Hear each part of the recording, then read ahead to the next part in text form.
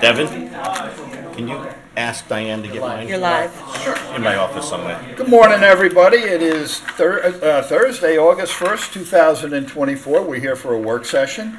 And as we always start out, could we please rise for the pledge? And Chief Frost, would you mind leading us in the pledge today?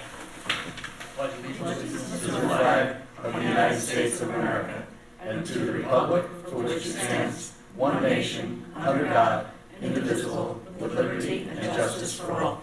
Thank you, Chief. Okay, I have a couple quick announcements. This Saturday, August 3rd, is the much-anticipated cardboard boat race down along the Peconic River. Boat inspections are scheduled for 9 a.m. and races to begin at 11. So far, the forecast is not looking great, so they are going to look at it further until tomorrow, probably around 2 in the afternoon, to decide to make a call on it. There is a rain date, which is August 17th, and that's also a Saturday.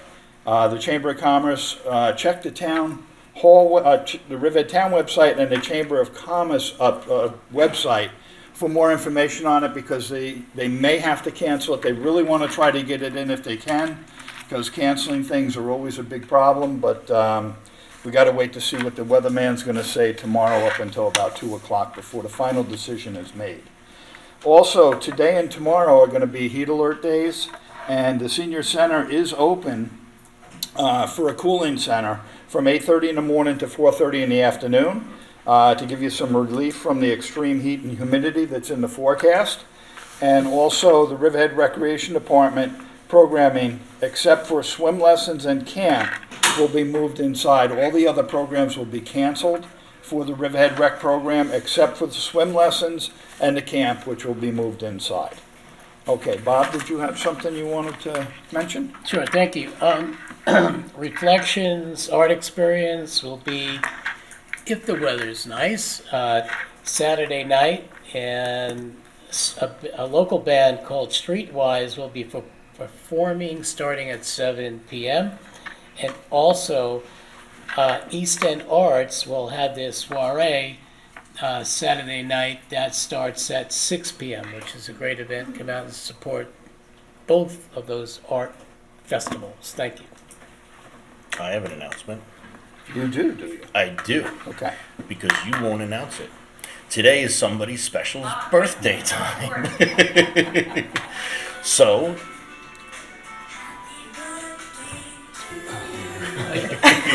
Happy birthday to you.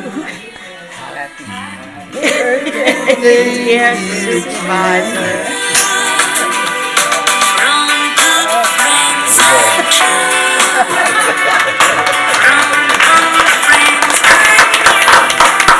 let's put a press photo. Yeah. Tim, where's your phone?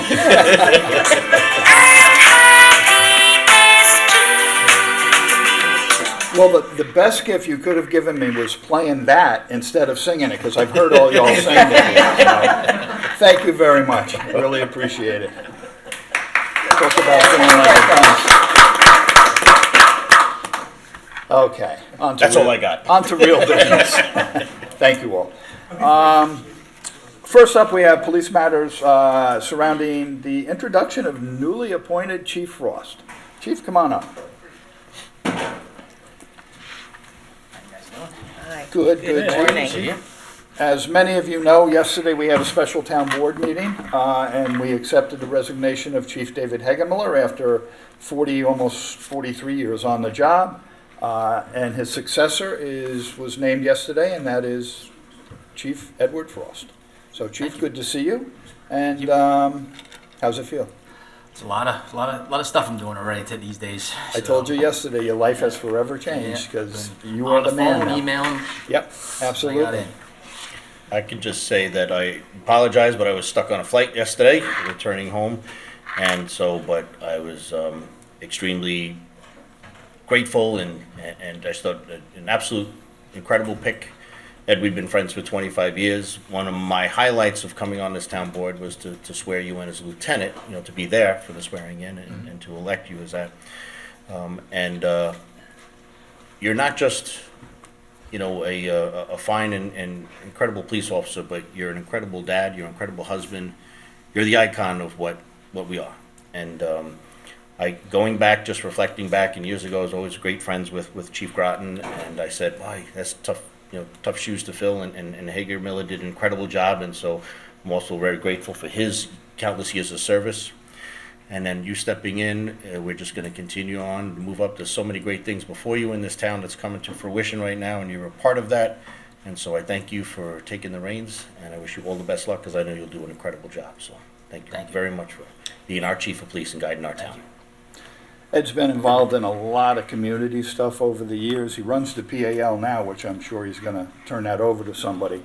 But Not right now, there's football. you're in the middle of season, yeah, I know, I Right get at the it. beginning of it. I get it. So, I've been there, done There's that. a lot of but, issues in the beginning, so. Yeah. And I just want to say I could not make yesterday's meeting, but I saw you last week, and I've worked with you for a long time, and I can tell you that the morale is great. Glad to hear. We Thank you. saw it yesterday. Oh, yeah, Yeah, absolutely. I have some good pictures from, I don't know if your photographer went over, but on the court steps of the. Oh, good, good. Send it over to. That was a nice idea to go I'll over there send and it do over to the that. staff. Very good. I saw a video this morning of kicking with the cops. Oh, yeah. That was tremendous. Mhm. That's another thing you've done. You Yes. Go out with the kids on the soccer field and Yep. you're With Beth giving them some, McCagley, with Beth youth council. McCagley. Yep. Yep. The school district. It was actually a good program. Very nice, very nice job. Okay, what do you got for us? Got a little bit of information for us? Sure. Right. What I'm looking to do here? Is that? Yeah, Yeah, okay. sure. You want? Thank you.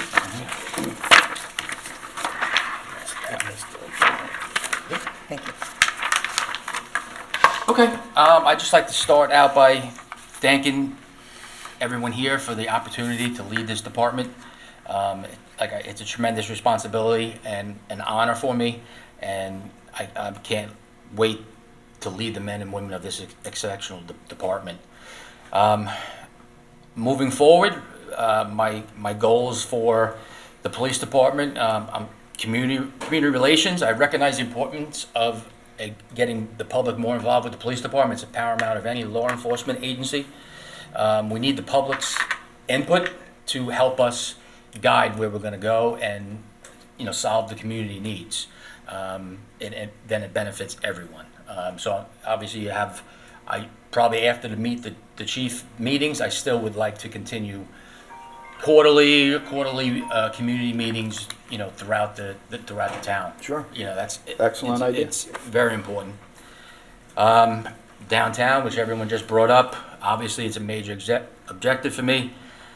I'm going to sit down and after catching up and getting all my passwords and for all that stuff straightened out, review the staffing downtown and work with the downtown plan to get the quality of life issues addressed down there. I understand, town receives complaints obviously from it, and again, I was a COPE officer as a patrolman, then I was a supervisor for the COPE unit for many years, so I think I have a good grasp on how to address those problems, as well as I still work at nights. Leaving lieutenant, I was on 4 to 12s during the night, during the day, so I know what's down there. I know what's going on. I've already instituted, the bikes being out much more often, and then when there's a certain amount of, spare units, that they get out and walk, unless the road gets really busy, which sometimes it does. Mm-hmm. So downtown's obviously a major objective for me, with all the funding that's and plans that are going down there. A big thing that I think we need to, the department needs to do better with is like grants. I've already spoke with Dawn Thomas.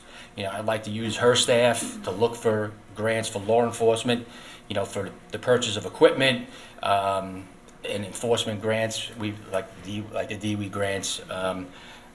That's what we need to do, because there's a lot of grants out there, because I hear all other agencies getting all these nice, equipment, and it doesn't really fund down to us. If there's a pot of money out there, Dawn will Yes. find it for you. So I spoke to her last week, and I just spoke to her now I gotta Excuse me, make. Chief, isn't that one of the responsibilities of the captain?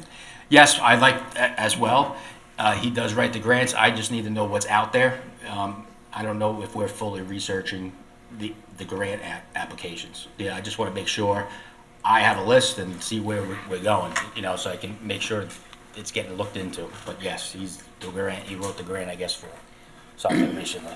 But I guess, I just want to follow up on that. So, does he have a secretary who researches for grants, or? I actually have to look into that still. Yeah. Just coming into my office. Actually, I'm not even in my office yet. So, yeah. I'm just curious because we were told that that's part of his responsibility. I It think is.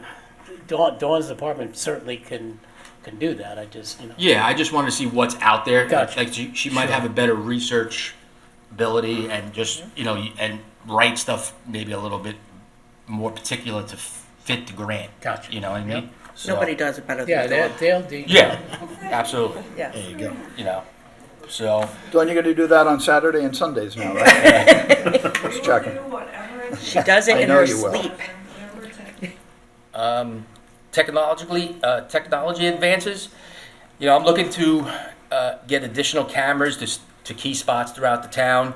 I'd like some fixed LPR license plate readers and some mobile ones. Again, if you looked at Glen Cove Police, they won like similar to us on the same grant that we're using the body cameras for. You know, that's some of the monies they're using. That's what is going to there. And I know that grant, the price of the body cameras might come in a little less than initially planned. So we can see if we can use there. And those devices are so key for investigations. I mean, it's progressed so far. I mean, they've solved several cases that I could name right off the top of my head. With the Cameras technology. downtown. Cameras downtown. There's the flock system on 58. It actually solved unfortunately the fatal in front of Apple Honda. There's been untold a number of criminal investigations that have been solved from the use of the cameras. The flock system's an incredible tool for law enforcement. It's a camera system that mounts up off of street lights on poles. Many communities use them, especially down south, they use them a lot. They're not cheap, Nope. but if there is some extra money, maybe we can look. And we do have a couple around town from the sheriff's department, Yeah, correct? That are- currently 6 of them. They Okay. kind of catch the major Areas, major intersections. roads. Yeah. And like I said, I've working with someone in my department to kind of fill like the gaps. I'm not really sure the exact number right off the top of my head, but filling the gaps would be important. Absolutely. And what does it do again, Chief? It fills it, like, it gets the make and model of the car, and then you can find out what plates would be associated Yeah, with that actually, you car? can search off the type of vehicle. Yes. And then you can actually search off like, it'll take a picture of the lights, and it's the search capabilities are tremendous. It's not just, you're not looking at the plate. Right. So I have an F-150, so I could put in an F-150 silver, and it'll catch like every F-150 with the plate, with everything, just based on the car type. So if we have a description, it was a white SUV that left the scene or something, and then you could put that in, and then it picks up everything in that, our search time parameters. That's So great. also IT programs and training that assist with analysis of data. Obviously, we have a new records management system, which I know the press have been dealing with.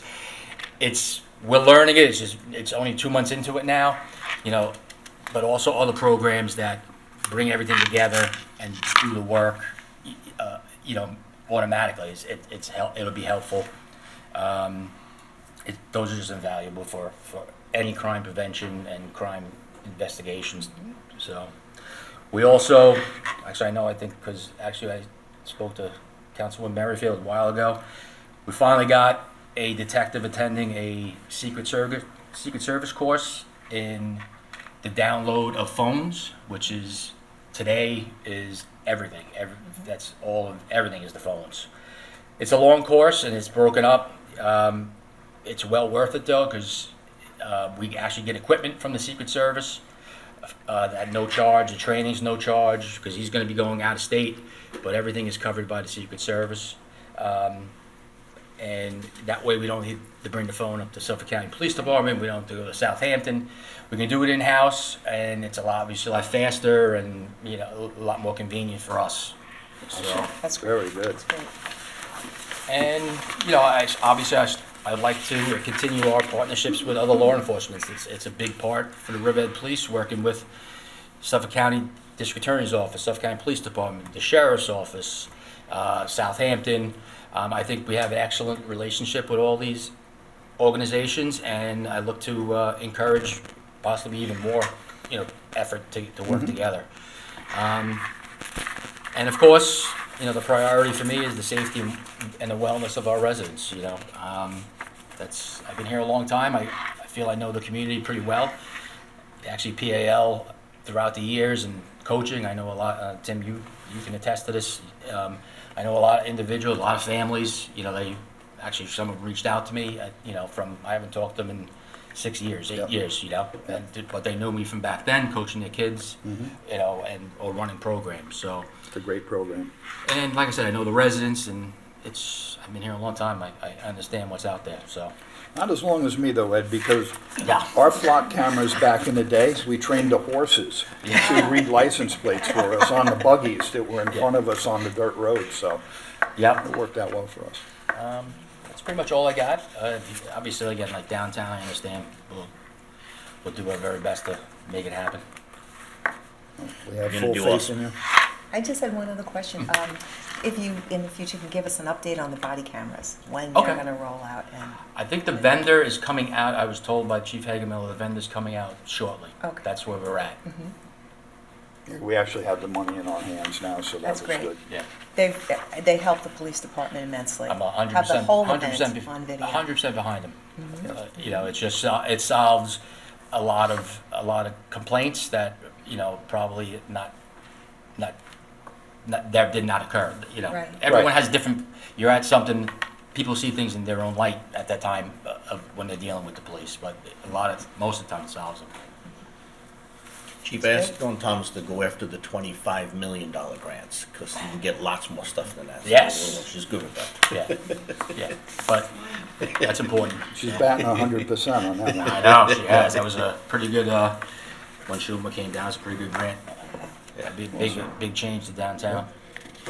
Very good. Yep. Well, I just want to add, I have the dates confirmed now for Meet the Chief, and they're going to be on Saturday, September 7th, from 11 a.m. to 1 p.m.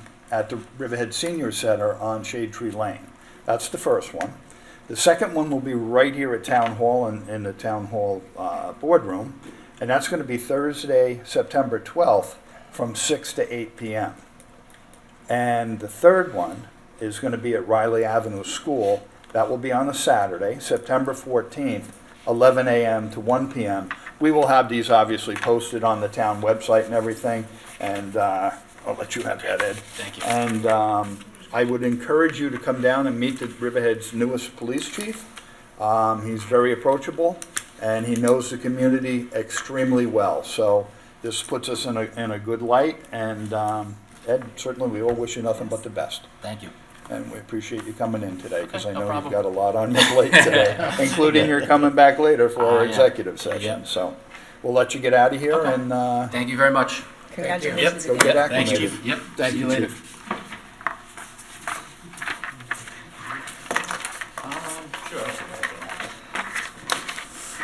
Okay, next up, we have Noah Levine and Sarah Yackel from BFJ. Have a copy of those. And it will be matters surrounding the comprehensive plan update with the FGEIS discussion. And we'll have Greg Bergman and Matt Charters and Heather Trojanowski and Dawn Thomas come on up. Thank you.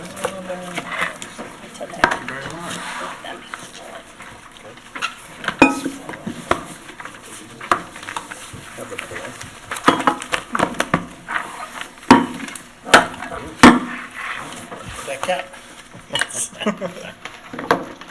Good morning, everyone.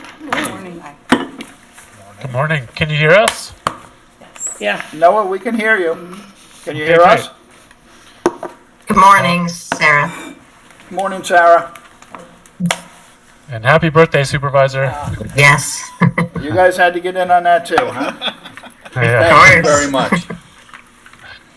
Are we able to share our screen and perhaps show our video? That is, if you want to see us. Justin, they going to be able to share their screen? They can. Yes, you can. Okay. While we're waiting, as you know, we have given the town board the FGEIS, so we are moving along with the comprehensive plan and all of the various seeker documents.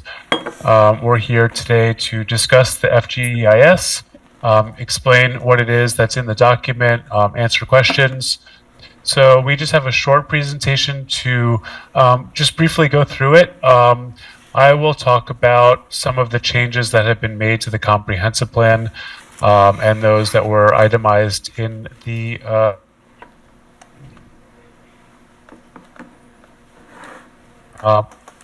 all of the various comments that were received throughout the seeker process. So without further ado, let me just share my screen. Well, any questions before I get started as far as our agenda is concerned? Okay. I don't I'll think just so, jump into it. Noah. You should go right ahead. Okay, well, feel free to stop me at any point as we go through this. Okay, so as I mentioned, I'll go through the comprehensive plan edits. Those can be found in the FGEIS section 2, and they give the kind of red line changes. These were changes that were discussed with you at our prior meeting. We can certainly, make edits after this point, but we have to be clear about them and what's been done. These edits were the ones that were, addressed in the FGEIS. So, okay. Okay, so I'll start at the top, and they're in no particular order. It's just the order of where they first show up in the document, and some of these items show up in multiple places, so instead of repeating them, I've just listed the page numbers where they are addressed. The red line changes, again, are in the FGEIS. So with regard to the DC1 500 unit cap, we made some revisions to suggest that there is a need for a periodic review of the cap, and a discussion of how the cap is reached. So if you have questions about that, again, it's in the FGEIS. The population projections, this was a fairly simple edit. We just needed to kind of correct the text to reflect the text that was in the draft GEIS, which was the more up-to-date text. So so that wasn't really a big change. It wasn't substantive. For short-term rentals, we removed text about reviewing the short-term rental code and text about considering shorter-term rentals in some locations. But we did add some text to acknowledge the rental term should remain in place. So that was reflecting comments that we heard from the public about the need to really limit short-term rentals in the town. No, I have a question on this one. I know with the hotel stay that after 29 days, you've got to re-register. Does that apply to short-term rentals? Because once you're there for 30 days, you can actually say that you're inhabiting the place. That's why hotels will only go to 29 days. I'm just curious. Bob, this hasn't come up yet, so I'm not sure. I would need to look a little bit further into that particular issue. It's kind of new to me, and I can't say that I'm familiar with it. Okay, I mean, Well, our rental permit only allows, 29, minimum. right. that's what Right. So that yeah, would be so why terminated don't we at just 29 days. change this to 29? I think it's recommending it remains in place. Yeah, what we right. have. Yeah, it's not changing. Oh, It's I'm saying- taking the red to mean that it's gonna change to 30. That's what it is now. It's not to exceed 30, correct? Yeah, That's how So it is. why don't we So change why- that to not to exceed 29? no, because would be 29 is okay. 29, 30, 40 are okay. Right. 30 It's days. a minimum 29 days. Okay. But that's Just referring for to- quick, our code defines a transient lodging unit as a lodging unit providing lodging designed to be made available as sleeping or living quarters for paying customers on a daily or a weekly rental base for a time not to exceed 30 days. So that's Okay, I just, thank you. Just want a clarification. Okay. Okay. And a lot of these kind of detailed changes could be worked out at a later point. I think the plan really points out some of these issues that need to be addressed, but there will always, there's always going to be details, when you kind of get into the, when the zoning is done, there will be, might be slight variations depending on what's, the further study that's done by the town and others. Thank you. For industrial FAR on page 60, there was a discussion about solar farms and how FAR applies to them. And we agreed to add text to clarify that FAR and other bulk standards do not apply to solar farms. They have their own separate regulations that are listed in the town code. So this is just clarifying text. For the downtown Riverhead pattern book, we previously had text that said to codify the pattern book. However, in our discussion, we talked about the need to focus on those design elements that are in the pattern book.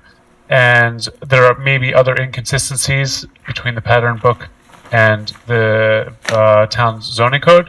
So the design elements should be codified and made to be a requirement for land use boards to look at when considering applications. And then also the town should review those dimensional regulations in the pattern book, perhaps to make those two documents more consistent to avoid confusion. For Suffolk County aquaculture, this is just a we just changed the name of the acronym to reflect the updated name. The PRC zoning district, we just had some clarifying language to talk about the limitation of this district, limitation of density, basically because of there isn't existing sewer in the area, and so density would be limited by Suffolk County standards. For vertical farming, which is in a couple of locations, we emphasize that the town should establish specific development standards, such as bulk height, screening architecture for vertical farms. That could be done at a later point to make sure that if any farms are built, they are done as a ancillary, accessory use, and that they don't kind of supersede the principal use on the site. Private schools and industrial zones, we remove text allowing private schools as a special permit in industrial zones. For solar farms, we remove text about reducing allowable coverage and added text on the maintenance of buffers. For non-conforming uses, we had edits to clarify that there are a few. So one of the issues that we had on the page was that the examples that we provided happened to be from the same area in Jamesport. That was kind of more of a coincidence, just a couple of examples that we found. We wanted to note that these are just examples. There are other comparable pre-existing non-conforming uses in other places, and that may also be addressed at a later point. For the R80 sending and receiving areas, we provided some edits to help clarify the intent of the sending and receiving districts and why the RA80 could be both a sending and a receiving district. For the CRC zoning district text, we clarified that it is unlikely that properties could achieve densities greater than 4 units per acre without access to sewer infrastructure or an on-site treatment system, just to kind of be clear about concerns about density and so on. For agritourism, we added text about following ag and market definitions for agritourism. For accessory dwelling units, we just removed redundant text. I think there were 2 paragraphs that were the same. And for incentive zoning, we just added text to acknowledge that there are other zoning tools available that would help to promote community benefits. One of those tools being incentive zoning districts. So just to point those tools out that are available, have always been available for the town to use. So before I pass it off on to Sarah, do you have any comments about the text changes that were reviewed in the FGEIS and that were provided in the comprehensive plan update? No questions? I don't have anything so far. Yeah, it should be everything that we went over with the Right. work session to change. Okay. Well, great. I'm going to pass it to Sarah then. Good morning. So the other document that you have before you, that you've had for I think the last week or two now, is the final generic environmental impact statement. This is sort of the last major piece in the environmental process prior to the very final step, which is the finding statement, which we'll talk about in a moment. So what you have before you is the final GEIS, and that really incorporates the draft EIS by reference, and then it outlines any necessary corrections or revisions to the DGEIS based on changes to the comprehensive plan or based on substantive comments. So you'll see in the final EIS that there's a whole chapter sort of outlining and summarizing the revisions that Noah just went through. There's also copies or summaries of all of the substantive comments received, indicating their source, whether they came from letters that were received or comments made during the public hearing. And then finally, the lead agency's responses to those comments. Noah, next. So what do we mean when we talk about substantive comments? These are really, a substantive comment pertains to impacts, alternatives, and mitigations presented in the DGEIS. It's not a comment that's really an opinion, such as I don't like this or I support this. It's really, there was something technical in nature or very related specifically to impacts and alternatives and then mitigation. Substantive comments can also raise important new environmental issues not previously raised or addressed. There were no comments of that nature submitted on the DGEIS. And then also general statements of objection or support for the comprehensive plan should be noted in the comment summary but don't need a response. So you will see in the document where we are summarizing the comments, for the ones that aren't substantive, we did still include them, but often the response is comment noted and no additional response is needed because it is an opinion or an objection. And so you will see that quite frequently. And this substantive comments really comes from the state's State Environmental Quality Seeker Handbook and is outlined in sort of the process for preparing a final EIS. Noah, next. So specifically, the document you have before you starts with an introduction, which is really just an overview of the GEIS process and the project location. As I said, Chapter 2 is those changes to the proposed action that Noah outlined in the document, the comprehensive plan document that you have before you. And then Chapter 3 is the comments and responses, which again summarizes those substantive comments. And the way that that section is broken down is every letter that we received or every comment at the public hearing on the EIS is summarized and broken down by topic area. So there are general comments, and then it goes through the chapters of the DGEIS and sort of breaks down comments based on topic area with a response. And then finally, there's an appendix which does contain the transcripts from the public hearing as well as all of the letters that were received on the DGEIS. Noah, next. So what are you doing with this document?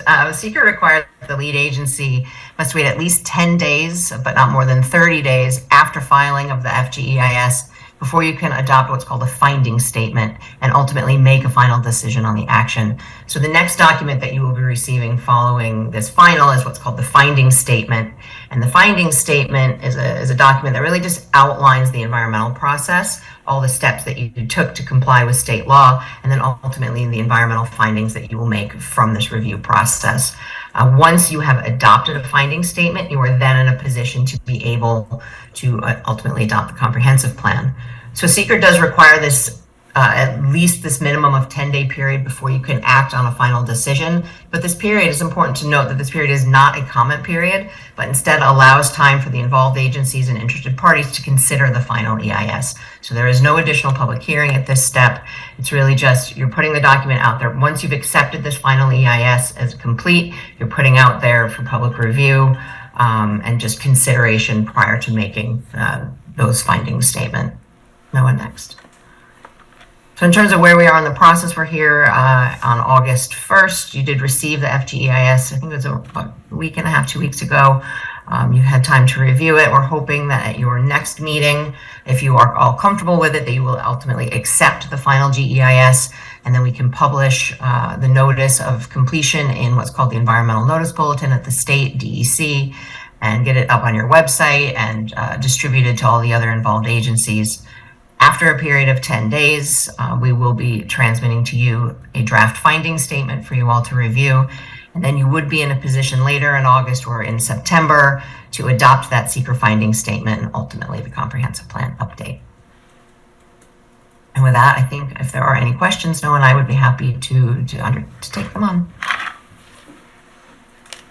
Well, first of all, I think it's refreshing that we kept to the timeline the whole time. And, you know, it's coming to the end now, and it's exciting because so much has been put into this and put together from the steering committees and the community and everybody else.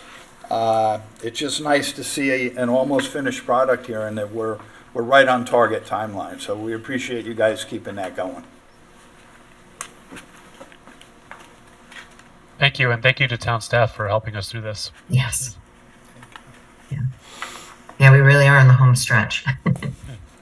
Our staff also did an incredible job in keeping this up on the timeline and keeping everything, the information that had to go back and forth between BFJ and you guys and the community and everything else, and everything just kind of, I'm very happy the way it has panned out, for sure. So we appreciate all your effort and hard work that I know you all put into it. And answering questions that I've had about the document. Thank Yeah. you very much. I am impressed by the organization of actually you have every single comment that was put into it is documented here, and so that the general public knows. You know, we've received a small sum of emails wondering if we're taking into consideration everything that is sent before us. We're reading all the emails and we're incorporating it.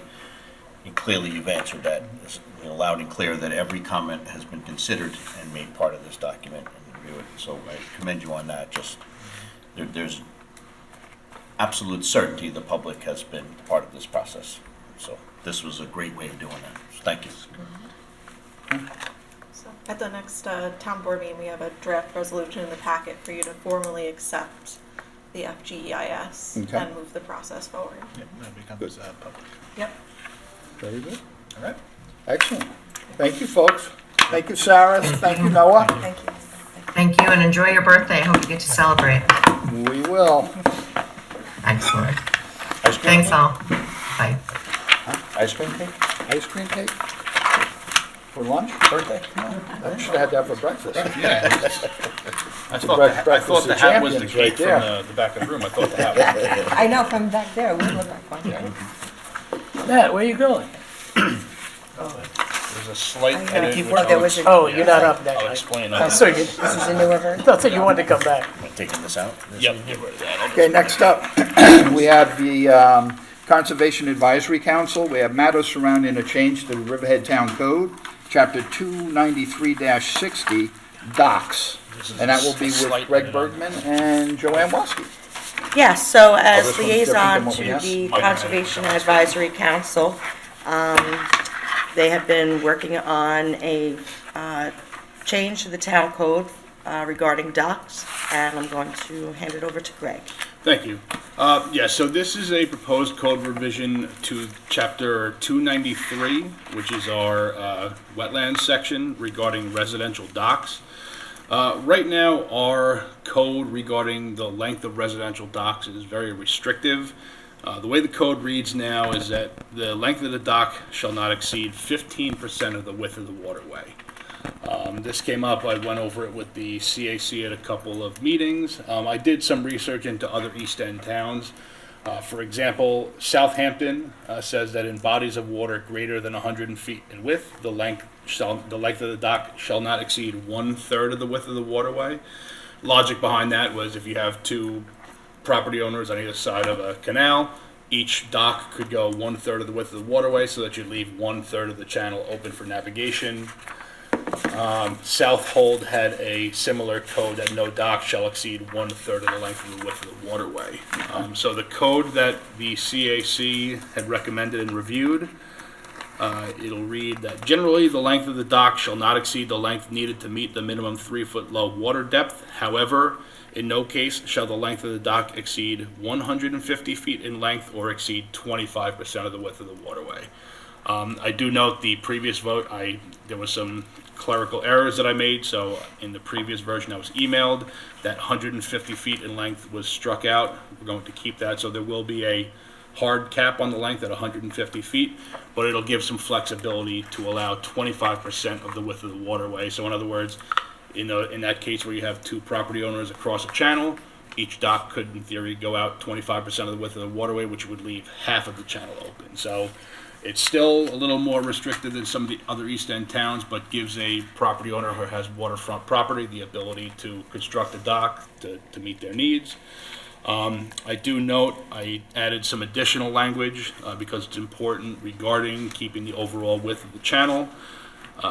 The width of the waterway shall be measured perpendicularly from the most seaward extension of the property taken at mean high water, subject to subsections 2 through 7 below, and that determination of the length of the dock must include the dimensions of the vessel berthed at such dock. So in other words, the length of your dock has to include the width or the length of your boat so that you don't exceed that 25%. So ultimately, it will give property owners with waterfront property a little more flexibility to create a dock that would suit their boating needs, but still keep the channel open. And there is just additional language that the CAC considers when they're issuing a permit, whether the dock will impair navigation, whether it will unduly interfere with the public use of waterways for swimming, boating, fishing, shellfishing, water skiing, whether it will unduly interfere with transit by the public along public beaches, whether it will cause degradation of surface water quality, and whether it will result in the destruction of beds of eelgrass or shellfish.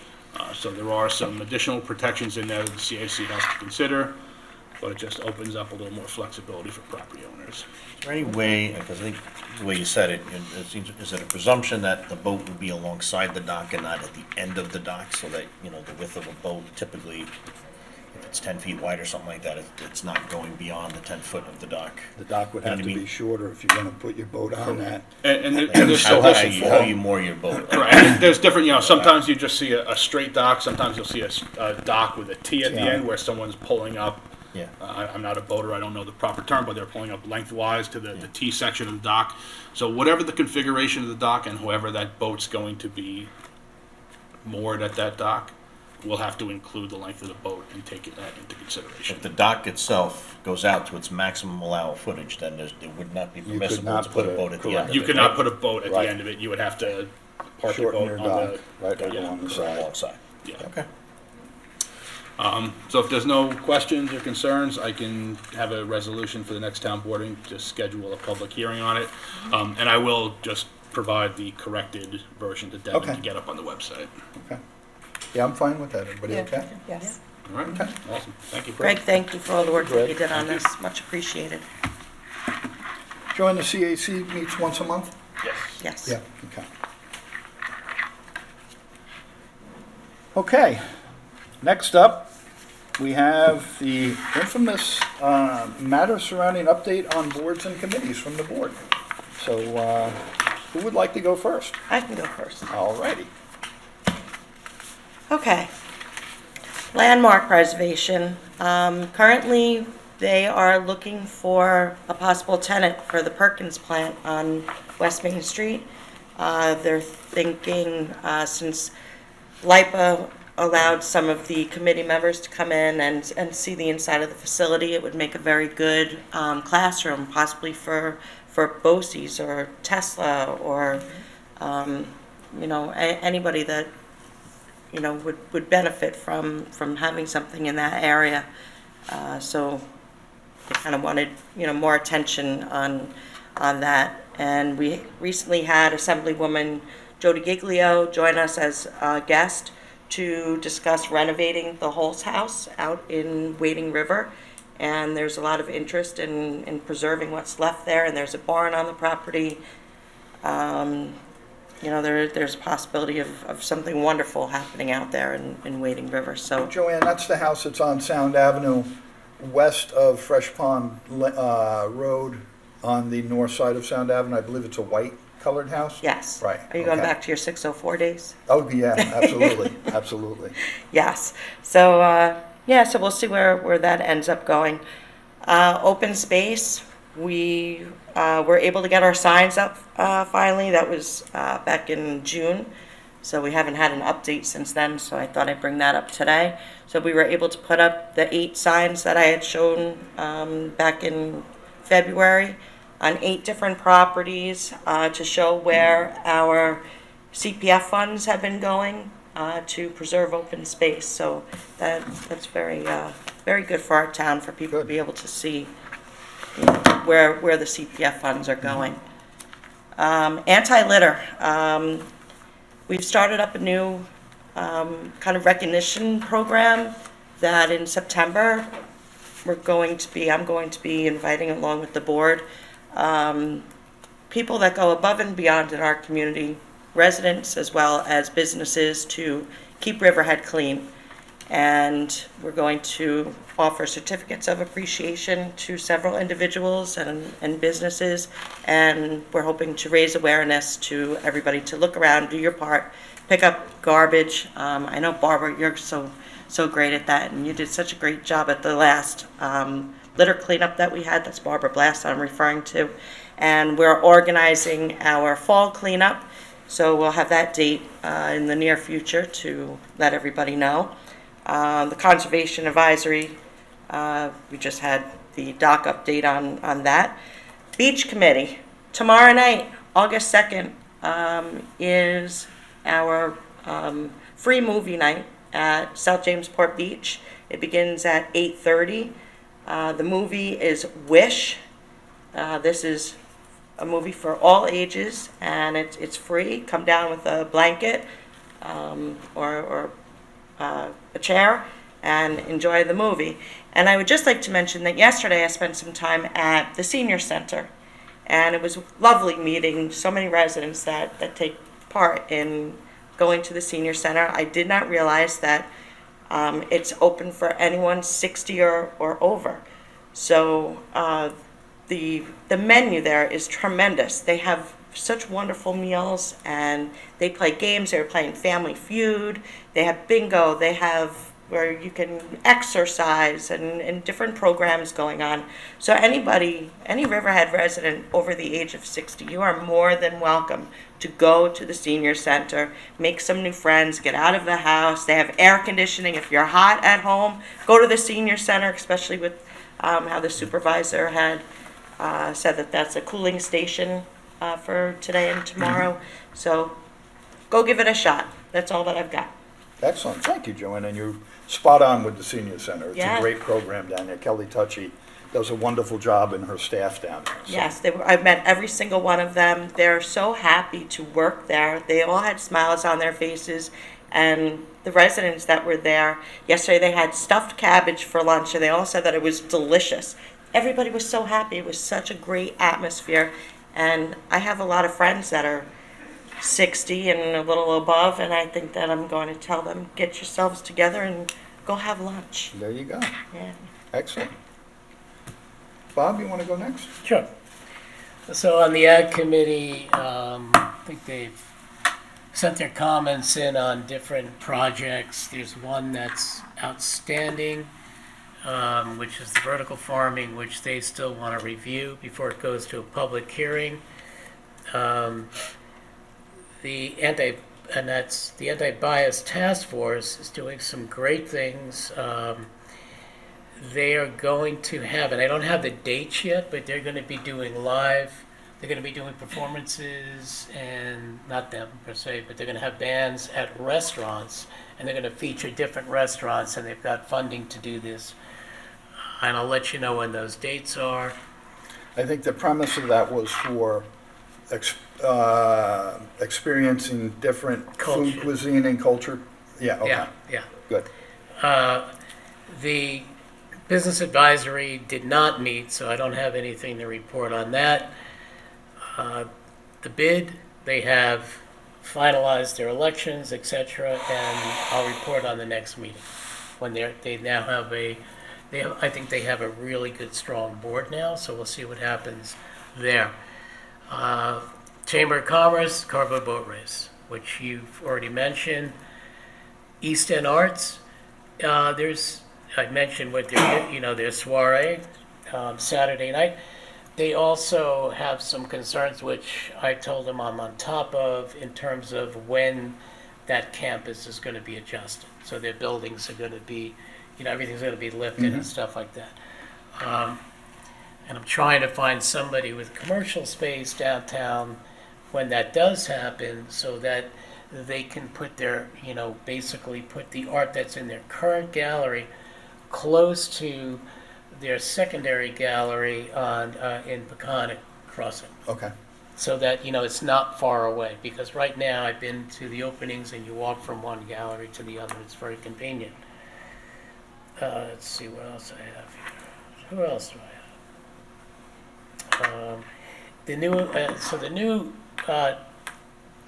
committee we just started, the new and emerging technology, we met, we had a good meeting, and it looks like what's going to be done is we're going to do a SWOT analysis of EPCAL.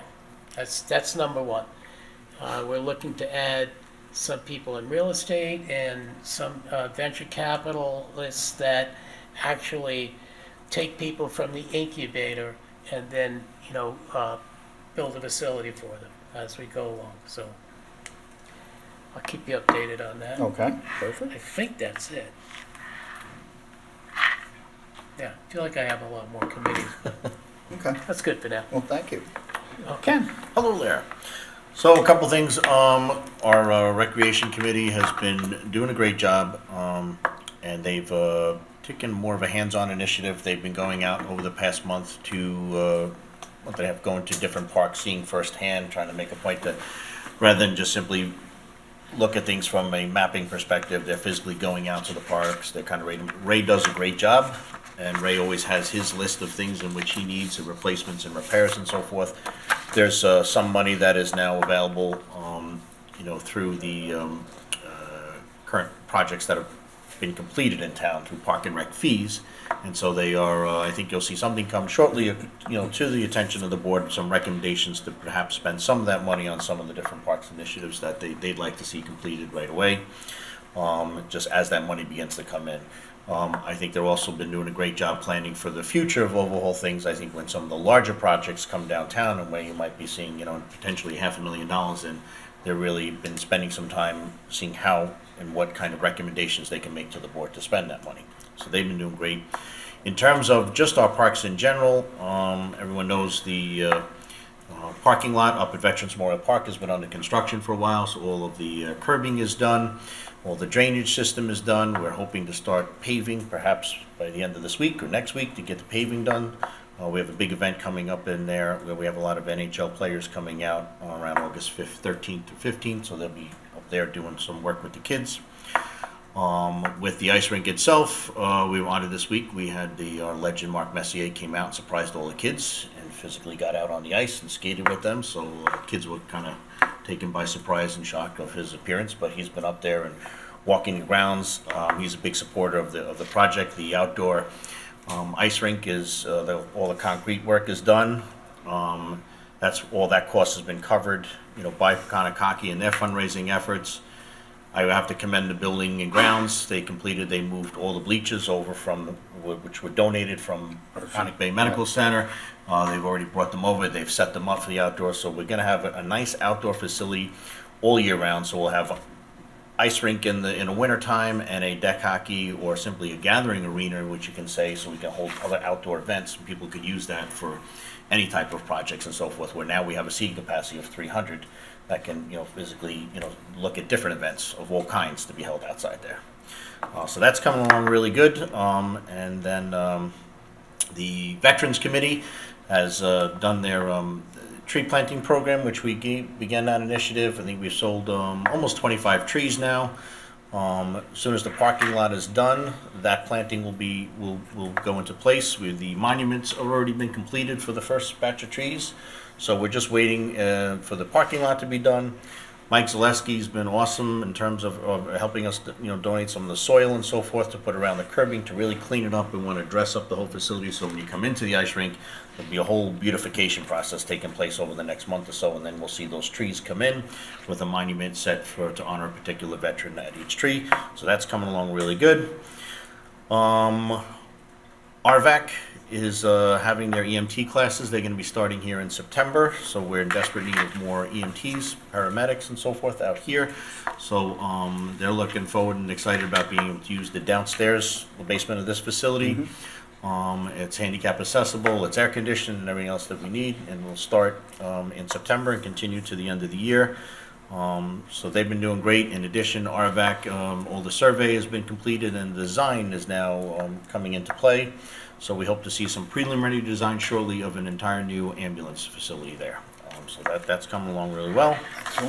Traffic safety meets here every month, so if any residents have any issues or concerns, it's a great opportunity to sit down with the chief of police, with Mike ZALESKI, superintendent of highways, to request any particular addressing needs of stop signs, crosswalks, things like that. I will be asking the supervisor that if we can put some type of funding in, or whether it be small or anything, to cover some signage and other things that typically come across the Traffic Safety Committee throughout the year, because it always seems to be like, which department is it coming from in order to put up a sign or crosswalk and other things. So we'd like to allocate some money on a regular basis there.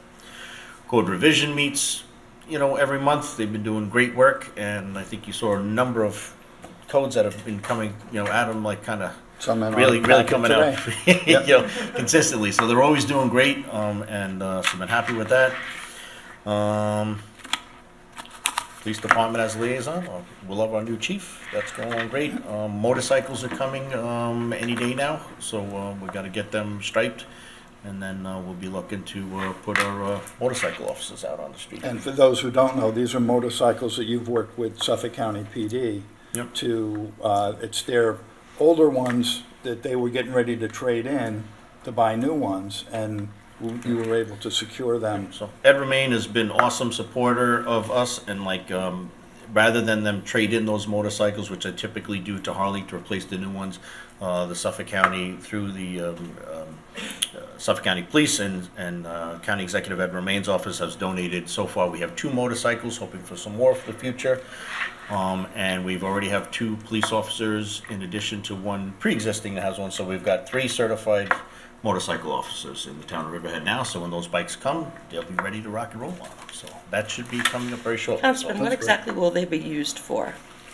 You can do a lot of things downtown. Okay, it's just easier, like in terms of, I don't want to say surprising people, but it's going through the lower portion of downtown, looking at traffic, looking at people, cell phone stop signs. So there's a portion of traffic, enforcement that can be taken place by the motorcycles. In addition, they're a great, most community way of enhancing community events, like doing leading in parades, organizations, escorting services around town. So Funerals, I just think it's sure, with funerals. absolutely. They're great. People really be like, when anybody that's ridden a motorcycle in terms of the police department always says it's the one where people want to come up to you, they want to talk to you. It gets great public engagement with a motorcycle officer in terms of they want to come over, they want to check out the bike, they want to see things. They're just it's very attractive to the general public, and it's a great interactive thing. So I think it serves multiple efforts on the police board, especially as the chief just said here, to gain more access to. Kids love them. Yeah. They want to come, they want to check them out, they want to see them, and they just and so thank you, County Executive Ed Romaine, for helping us with that. We're always limited on funds, and through this donation, it's a great way to get a program right up and started. So Excellent. That's Good great. job. so Good job. that's been a great achievement. Thank you, Ed Romaine. Yes, thank you very much. Okay, thank you, Supervisor. First, I'd just like to thank Highway Superintendent Mike ZALESKI for a fantastic job on Edwards Avenue. Going over the train tracks there has been a nightmare for me for months, and you have smoothed out that road fabulously. Thank you very much. My transmission thanks you. I'd like to first mention about the Senior Citizens Committee. We're in the process of adding several new members. Our next the resolution will be Yep. coming up in the Yep. next month. All new members, and some are being reappointed. And unfortunately, as I mentioned, Mr. Morgan is leaving. After all the new members are in, they can vote and determine who will be the new chair. Right. So that's the next matter. I spoke with also our purchasing agent, and the senior guide is just about done, so that should be coming momentarily to the citizens. So that's what's happening with the senior committee. The Inclusion Task Force is meeting next time, August 8th, and I am meeting with the representative from that organization. We're having lunch tomorrow, so I'm looking forward to that. And also, there was recently a public event where Dawn Thomas held with the group that is working on the playground, and they were coming up with some great ideas for children that have special needs. And I thought that was a wonderful interactive experience for everyone to get involved in. And the committee, the Inclusion Task Force, is also working with the group as well, giving their input for what they'd like to see there. So those are things that are happening with that committee. Next, the CAP committee, where do I begin? That is a very busy group. In July, we held, they have a workshop where they gather all the information from the community about the middle schoolers, the 7th, 8th graders, the 9th and 10th graders, and then the seniors, 11th and 12th. And it's very interesting, all the statistics and data. And what's really great about it is it helps them see where they need to target a lot more work. What's the vulnerable group? And I can say from going to that event and seeing all the statistics, it's the 10th graders. The 9th and 10th graders are pretty susceptible to issues of alcohol, issues of tobacco, vaping, all of that. So I just remind everybody out there that they have a tough time of it from the statistics that we're looking at, so high issues with self-esteem. By the time they hit 11th, 12th grade, they're pretty much back on target. But it's that beginning of high school age group that really is having some difficulty. So we did that. I participated in that, and that was a very worthwhile event. In addition, that in conjunction with the police department and the health department, following up on those vape scams, there were so many shops that were looked into. Just most recently, 24 shops were looked into with regard to the vaping, and I'm happy to report out of 24 shops, there were only 2 that were selling illegal vape products. And those individuals, there were arrests in those. And the best part, it was in conjunction with the health department, so those items were also confiscated right on scene. So that sends a very terrific message to these particular 8 shops that we're going to take your goods. So not only are you in trouble, but you're going to lose all your product. So that was nice. And the health department has Yes. little extra powers to be able to go in Yes. and do that. So And I'm it's very grateful. grateful. Great to go in with them. Yes, we had met with the head of the health department, and he said that he would provide services to officers or individuals to help go out with the officers, and that was great. We greatly appreciate that from the health department. And I think I mentioned on the previous time that we had Sue Wick at the CAP Walk. That was most recently. She was phenomenal, from the New York Liberty, I believe it is, the women's basketball team. So those are just some different things that have been going on with CAP. In addition, they had, I'm trying to go back to the CAP. All right. And I do have an issue, and I've mentioned it to your supervisor, with Dress for Success. I've tried to reach out to the individual who runs that for Brookhaven, that we have spoken to, and in a verbal agreement that they were going to come down to the basement and utilize an office in there for their services. I've reached out, Dawn Thomas has reached out, I'll continue to do so. So I don't really know what the issue is right now, but I'm working on that to solve that. Busy with interviews, both Councilman Kern and I have been busy with interviews, doing a lot of interviews for cooks, for accountants, and as of next week, we're doing interviews for more police officers. So that's fantastic news. So those are just different things going on there. With the Architectural Review Board Committee, every month we meet. Most recently, there's all kinds of new businesses coming into town. Orange Theory is going to be in Wading River, the BP. All these different businesses are looking for signs to see what fits with our code. Kia, car dealership, all of this. We've been, busy with those different businesses getting their signs approved. So that's been very rewarding too. Making sure that aesthetically everything looks nice, not just have a business in town. The EAC, we were unable to meet in July, but we are meeting again next month. And in conjunction with the parking committee, I'd like to mention that again, praising Dawn Thomas for obtaining the $24 million grant. That will definitely help regarding the EAC. It will help flood mitigation with regard to down by downtown in that parking lot back there. And also one other thing on EAC, I'd like to point out that I've been speaking with the purchasing agent. We're moving forward, and I believe there's going to be a resolution soon on the green purchasing for the town. So that's very helpful for our climate smart points as well. And also that I know that the supervisor, you've been working getting the lights in town hall changed out. Again, that gives us tremendous climate smart points, moving green every day. And again, following up on parking, not only are we going forward with the parking garage, it's not just a hope, it's actually going to happen. We've been meeting with the consultant, Kevin Wood, who's been coming to the meetings about the different types of ways this can be achieved down there on First Street. And in addition, Councilman Rothwell and I have also spoken to Town Council Eric Howard about the compactors down over there, but I'd like to see what happens now in conjunction with the parking garage, because they're all going to be in that back area there. So we are working on different things to clean up the garbage and fix the parking situation, and it's like you said, everything's moving forward and moving in the right directions. Very good. Very good. Very good. That's all I have. Thank you very much. Go ahead. Thing if I could just mention too, with the fire departments, the town board will see an application come before them, probably even over the next month or so, from Wading River Fire Department about a cell tower in Wading River. So they've been working closely with Matt Charters, doing a great job. But there is some concerns about, the police department, fire department, all branches of emergency services having very limited communications when we are down, like in the Duck Ponds area. So somebody in St. John's Church has a heart attack, or choking victim, at Wading River Congregational Church. Quite frankly, in the fire department, the firehouse itself has very limited communications and means, and I've dealt with that firsthand. So there will be an application that they've put in, and Matt will walk us through probably over the next month or so.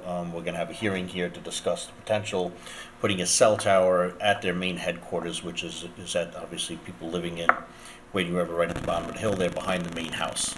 And then in addition, to help cover the cost, it's the necessity is for emergency services, but to cover the cost of erecting and building the cell tower, they of course, and potential revenue on their side, will open it up to outdoor vendors, AT&T, Sprint, whoever decides to come forward. That eventually covers the cost of the tower itself being built. But we're hoping to address those communication problems that probably every single person in Wading River deals with on a daily basis, like, just there's no communications, from the top of the hill to the bottom until you get home. And so Down you'll by see, the beach, it struggles too. yeah, so that, we'll have a presentation probably, within the month, and then we'll need to schedule a public hearing, Good. to come forth to discuss that. Very good. I left out one committee. Go ahead. Sorry, Quality of Life Committee. And they are maniacally focused on homelessness. So they're working with various agencies on that and touching on the mental illness situation. That's it. That's the two items they want to tackle and, go with it. And I can tell you, I tried to make a call out of Wading River Fire Department. Yeah. It was impossible when I was there with the Boy Scouts. I'm like, you gotta be kidding me. Yeah, So anyway, yeah, so it's a major problem. it's desperately needed there. Yeah, there's a lot of dead zones over in Wading River. You're on the phone and all of a sudden, it's right out. Very Excuse good. me, I forgot to mention, for the residents in the Huckabuck Park, is that what it's called? The end of Meeting House? Creek Road, yes. The bulkhead down there, just so that the residents know, it is being addressed. We're trying to get grant money to cover the cost of fixing the bulkhead down there. We have to get approval from the DEC. I have received several calls and emails about it, but to anybody watching, just know that there is something being done. We're actively working on it. We may have to address that with the budget this year coming up too, to assist in getting that done. It's badly needed. Yes. We understand that. Okay, well, thank you, Board, for all the updates. Appreciate it. I know you do a great job. You spend a lot of time with these different committees in the evenings and afternoons and weekends and everything else, so it's much appreciated. All right, that goes for our open session items. Now we're going to go to resolutions. Devin, if you come up and read them off. Good morning. Good morning. Happy birthday to the supervisor, once Thank again. you. Is the board ready? We are ready. Okay. Resolution number 1 ratifies approval for purchasing department request for change order number 4 related to bid for renovation, modification of certain portions within Town Hall right here at 4 West 2nd Street. Number 2, budget transfer for buildings and grounds vehicles purchases. We're going to get 2 pickup trucks out of that, badly needed. Badly needed. Yep. The pickup trucks we have really aren't pickup trucks anymore because if you put sand in the back, it goes right out through the holes. Budget transfer for code enforcement vehicle purchase. More vehicles needed to run the operations. Yep. Budget transfer for, resolution number 4, budget transfers for Veterans Memorial Park parking lot.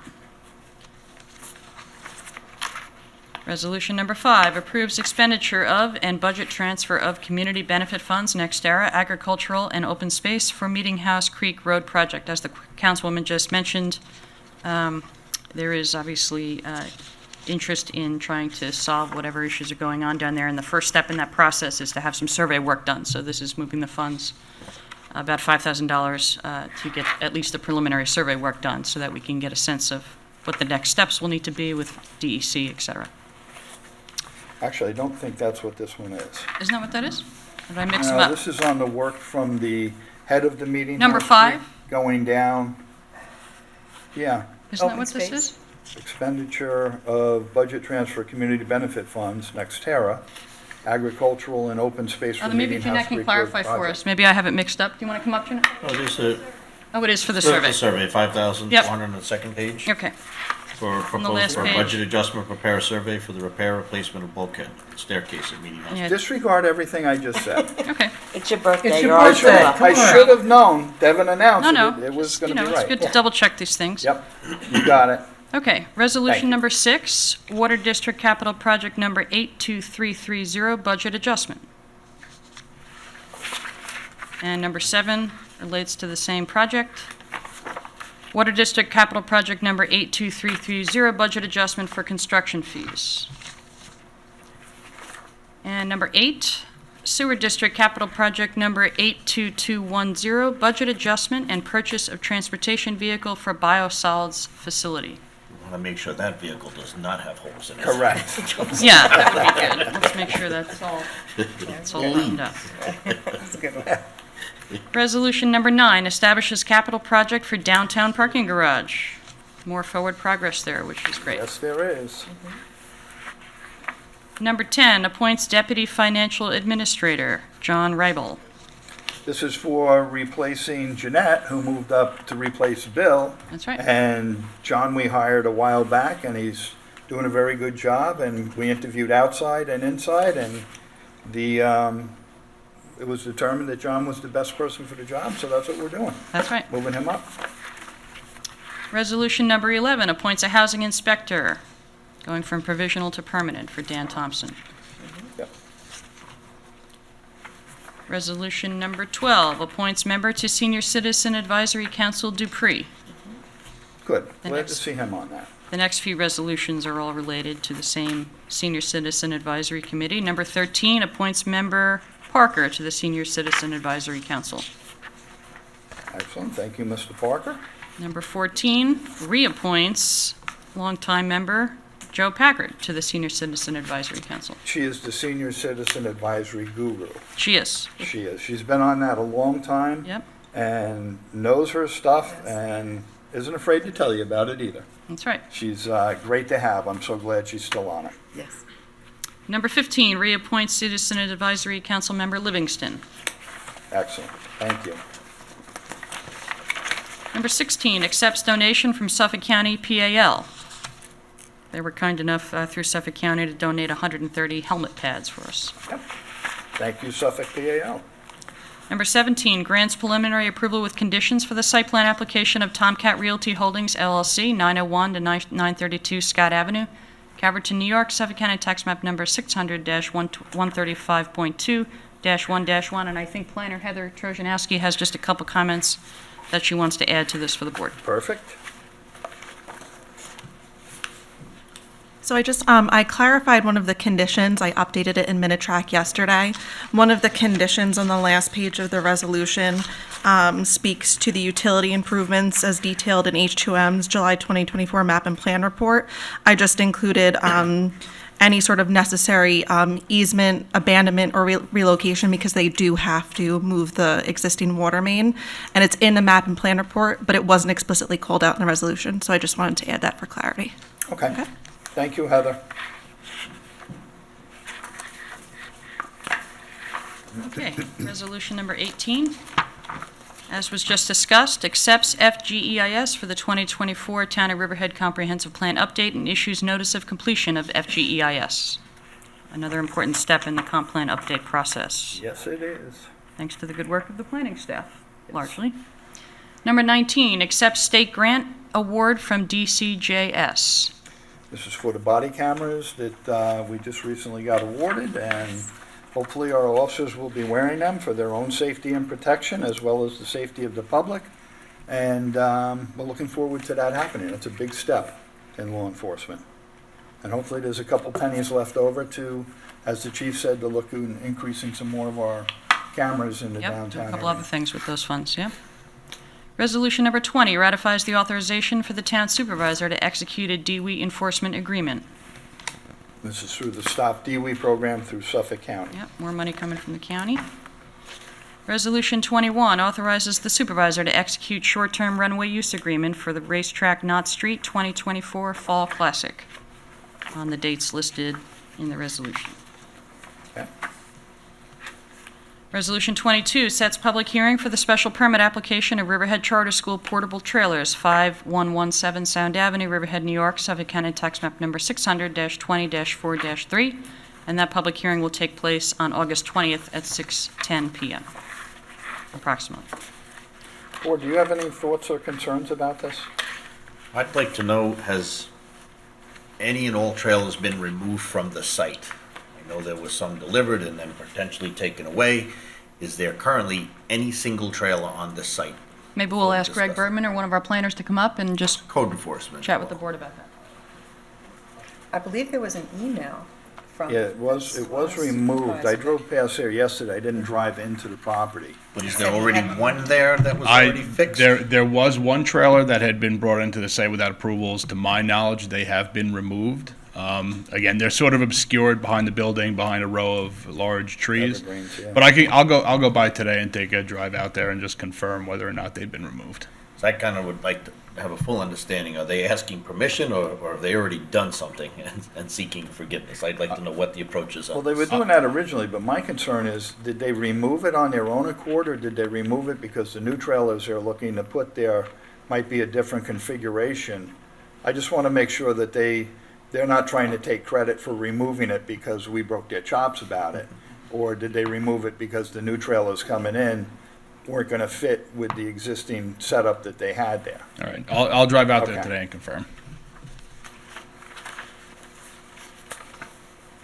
Thank you. And now, when he came forward, so we can continue discussing that for a moment, it says, 3 temporary trailers, each having a square feet for the purpose of providing additional classroom space, faculty administration. I was under the impression during their presentation during the work session that this was not classroom space, that this was specifically only for administrative officers. Did they not say that? Yeah, no, they definitely, there was one that was going to be faculty space and there were 2 that were going to be classrooms. Right, because their principal's sitting in the hallway right Yes. now at a desk. So I know one was for administrative, and I know they did mention for classroom space. So we're going over the maximum allowed occupancy on site by doing it this way, correct? So I'd like to kind of hear from the fire marshal's perspective on these as I well. believe that's why they're adding additional space so that they don't exceed occupancy. Supervisor, I I did think go we and got some visit. homework to do on it, sorry. I'm Yeah, sorry, no, I go didn't mean ahead, to go talk ahead. over you. No. I did go and visit at their invitation, and they are out in the hallway, No, I know. the administration, and they did show me the one trailer that was for the administration when I was there, and that's the one that we believe is It was removed. removed. There were no other trailers there when I was there. Okay. Okay. That's up for a public hearing. Yep. Okay, Resolution 23 adopts a local law to amend Chapter 301 of the Riverhead Town Code entitled Zoning and Land Development, Section 253 thereof, entitled Prohibited Signs as related to barber poles. Number 24 adopts a local law to amend Chapter 301 Zoning and Land Development, Part 3, Supplementary Regulations, Supplementary Use Regulations 301-231F, 5, Alternative Paving Techniques, and that, you'll recall, was regarding pervious paving Right. options for folks. Number 25 adopts local law to amend Chapter 257, Peddling and Soliciting. That was regarding food trucks. That's what the fist bump was? Food Truck Friday coming soon to your local town hall. That's right. And number 26 adopts local law to amend Chapter 301, Zoning and Land Development, Part 3, Supplementary Regulations, Article L1, Wireless Communications, Towers, and Antennas. That's so we can include satellite earth stations. And the next resolution relates to the same thing. This is an adoption of the definition. Local law to amend Chapter 301, Zoning and Land Development, Part 1, General Provisions, Article 1, Title, Purpose, Definitions, and Interpretation, 301-3B, Definitions, Word Usage. Those two resolutions are out of this world, They sure are. if I may say so. Resolution 28 ratifies authorization for designated alcohol service vendor to serve alcohol at the 2024 Levine 25 street festivals. We, of course, had the first one already, and the next one is going to take place on August 9th. Number 29 approves fireworks application for Baiting Hollow Club, August 17, 2024. Number 30 amends Resolution 734-2023 for Racetrack Knott Street Fall Classic Edition of Go-Kart and Drifting Events. We had spoken about that at a previous work session. And number 31, doing the same thing, but for the Summer Classic edition of Go-Kart and Drifting Events. Number 32, approve special event, Chapter 255 application for the Dark Side Haunted House. It's that time of year again. All right, see, summer's over already. That's right. That's what Easy, That's what easy. happens. As soon as your birthday comes around, it all It's goes done. downhill. It's done. Absolutely. Resolution number 33, approve special event, Chapter 255 application for Jamesport Fire Department 5K, 10K run, Sound to Bay. That's taking place August 25th. Jamesport Fire Department, they do that every year. They do a great job. Resolution 34, awards bid for police uniforms. Number 35, awards bid for 2024 annual procurement contract. Number 36, did I miss one? No. Number 36, ratifies award for rebid for residential solid waste collection and disposal service. Okay. Number 37, ratifies award of 2024 annual construction contract. Number 38, extends bid for truck parts. Number 39, extends bid for replacement of large meters for Riverhead Water District. Number 40, ratifies authorization for the town board to enter into an agreement with an employee. Number 41, promotes Andrew Smith to Chief Fire Marshal. Well deserved. Looking forward to doing that. Number 42, authorize supervisor to execute a license agreement with Ademco, Inc. to utilize runway at EPCO. And that's it on resolutions.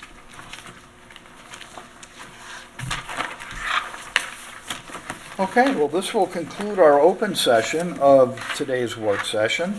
And in a moment, I will close this out and we will go into executive session to personnel matters, matters surrounding change in status of an employee with Chief Frost, matters surrounding possible change in status of an employee with Mike ZALESKI, matters surrounding a personal investigation with Ray COYNE and Dion MARSHAK, contractual matters surrounding contractual agreement for agenda management software, that'll be with Howard, Kremborg, and Wooten, and a couple legal matters surrounding the update of the town of Riverhead versus DEC and CMA Mines versus the town of Riverhead and DEC with Howard, and matters surrounding Suffolk County versus Town of Riverhead, again with Howard. So that's it for our open session. Make a motion to close the open session and go into executive session. So, Seconded? Vote, please. All in favor? Aye. Aye. All opposed? Okay. Session is closed. We will go into executive session now. Let them eat.